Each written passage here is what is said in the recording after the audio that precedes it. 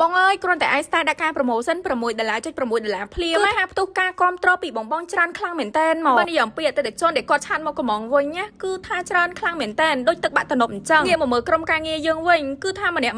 ដុតដៃដុតជើងមកមាញឹកគឺខ្លាចអាវ៉ាន់ដាក់ជូនភ្ញៀវអត់ទាន់នឹងឯង iStyle ឲ្យតែមានការ promotion ម្ដងណាគឺដឹងតែផ្ទុះហ្មងអាវ៉ាន់មួយថ្ងៃចាញ់មិនក្រំពី50តែ60កញ្ចប់ពេកហើយក៏សូមការអធិស្ឋានពីបងដូចគ្នាបើសិនជាអាវ៉ាន់រៀងយឺតយ៉ាវនិយាយទៅបងអាចមើលជាក់ស្ដែងបានក្នុងមួយថ្ងៃគឺថាចេញច្រើនខ្លាំងមែនតើអាវ៉ាន់ចេញច្រើនបែបនេះហ่ะបងគឺដោយសារតែគុណភាពនិងសុវត្ថិភាពក្នុងការប្រើប្រាស់ដូចគ្នាសម្រាប់ក្រែម iStyle របស់យើងនៅពេលដែលលាបទៅបបោមាត់ឡើងតុន smooth glow មាត់ស្អាតខ្លាំងមែនតើជួយផ្ដល់សំណើមដល់បបោមាត់បានឡើងពេញមួយថ្ងៃហើយដែលកាន់តែពិសេសមួយទៀតហ្នឹងគឺនៅពេលដែលបងលាបជាប្រចាំថ្ងៃបងបាច់ភ័យខ្លាចថាខ្មៅមាត់ទេដោយសារតែក្រែមយើងវាមានជាតិព្យាបាលមាត់របស់យើងទៀតហើយបើនិយាយអំពីពណ៌វិញណាពណ៌មួយសុទ្ធសឹងតែពណ៌ដែលកំពុងពេញនិយមមកដូចជាពណ៌ដែលមានលេខកត125 warm orange នេះអញ្ចឹងពណ៌មួយនេះគឺតន់សម័យមែនតើលាបទៅមិនត្រឹមតែធ្វើឲ្យមុខរបស់យើងភ្លឺស្អាតទេគឺជួយធ្វើឲ្យមុខរបស់យើងក្មេងជាងវ័យថែមទៀតសម្រាប់ពណ៌លេខកត124 មីឡូកាហ្វេនេះវិញនិយាយមែន admin ស្រឡាញ់ខ្លាំងហ្មងដោយសារតែពណ៌មួយនេះគឺអត់រើសបូលេសម្រាប់បងដែលចូលចិត្តលាបក្រែមបែបសុភាពស្រទន់ណាបងអាចយកជាមួយនឹងលេខកត126 rose នេះបានលាបហើយឃើញបបោមាត់យើងឡើងស្រទន់មើលទៅមានមុនស្នេហ៍ហ្មងអញ្ចឹងសម្រាប់បង